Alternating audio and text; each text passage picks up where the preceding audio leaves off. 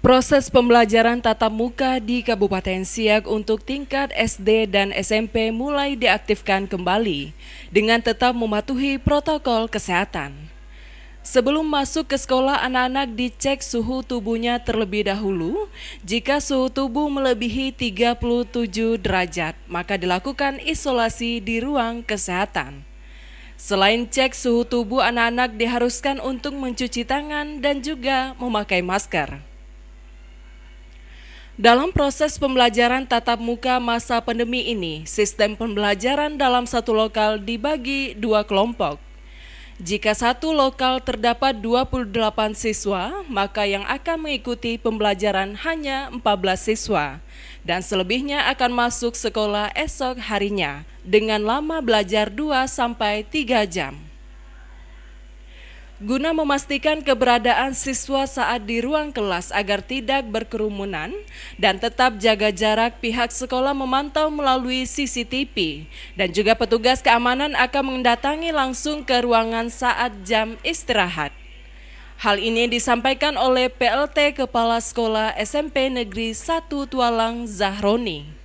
Alhamdulillah hari ini awal tatap muka, persiapannya kami sebelum hari ini mulai minggu kemarin, mulai hari Rabu kami sudah melaksanakan bersih sekolah, sudah menyiapkan semua protokol COVID mulai dari pertama itu termometer gun sudah kami siapkan di sekolah ini bersama Pak Komisi juga, kemudian tempat cuci tangan dan kemudian juga sudah membentuk tim satgas COVID di sekolah ini, tim kesehatan, kemudian tim pembelajaran, kemudian tim sosial dan humas. Jadi masing-masing tim sudah mulai bekerja mulai dari hari Rabu kemarin.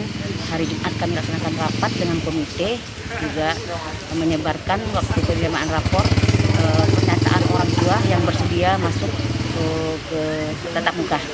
Jadi peserta didik yang kami terima itu tak lebih dari 75% orang tua menyetujui untuk PTM atau tatap muka ini. Jadi tadi pagi kami semua tim satgas sudah menunggu, ada dua pintu masuk.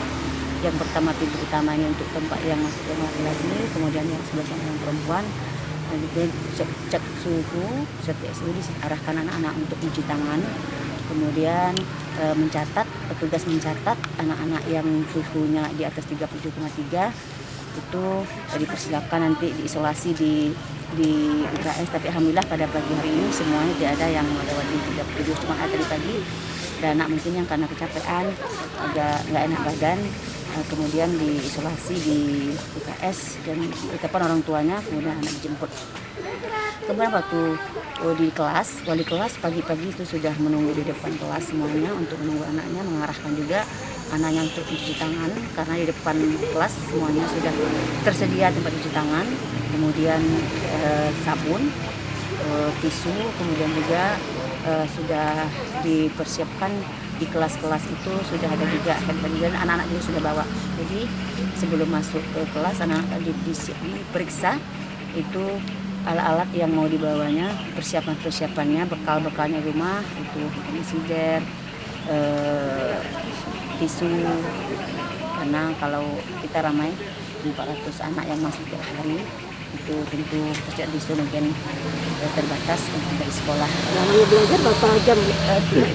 Dari jam 7.30 sampai jam 11, tapi pelaksanaan pembelajarannya mulai jam 8. Setengah jam itu persiapan di sekolah. Berarti dipastikan tidak ada kerumunan anak. Tidak ada kerumunan karena juga di masing-masing ada di CCTV juga. Jika seandainya ada kerumunan nanti petugas itu siap sedia untuk melaksanakan tugasnya dan mengingatkan kepada anak, edukasi kepada anak-anak agar tidak kerumunan di sekitar sekolah. Jadi setiap ada kerumunan nampak di CCTV, tim bekerja itu nanti tim petugas atau yang tim kesehatan, tim keamanan itu berkeliling setiap pergantian jam. Karena jam istirahat tidak ada. Karena jam 15 menit waktu untuk jeda pembelajaran. Kalau seandainya anak sarapan itu yang menunggu di kelas adalah jam guru yang masuk pertama itu jam 9-nya dia pulang, kemudian 15 menit untuk istirahat minum, tapi guru menunggu di kelas untuk mengurangi atau menghindari anak-anak berkerumun di kelas. Ini Zahroni juga menambahkan dari hasil screening persetujuan wali murid yang telah dilakukan oleh pihak sekolah, memang terdapat 20% wali murid yang tidak setuju, namun tidak jadi masalah, karena bagi siswa yang tidak bisa mengikuti pembelajaran tatap muka, akan dilakukan pembelajaran melalui daring. Tim Liputan melaporkan. Saudara, berdasarkan data dari Dinas Pendidikan dan Kebudayaan Kabupaten Siak, bahwa sebanyak 80% sekolah di Kabupaten Siak akan ikuti pembelajaran tatap muka. Pembelajaran tatap muka di Kabupaten Siak hari ini mulai diaktifkan kembali. Namun dari data di Dinas Pendidikan Kabupaten Siak masih ada sekolah yang belum siap untuk mengikuti kegiatan pembelajaran tatap muka. Untuk tingkat pendidikan SD negeri dan swasta yang ada di Kabupaten Siak seluruhnya sebanyak 230 sekolah.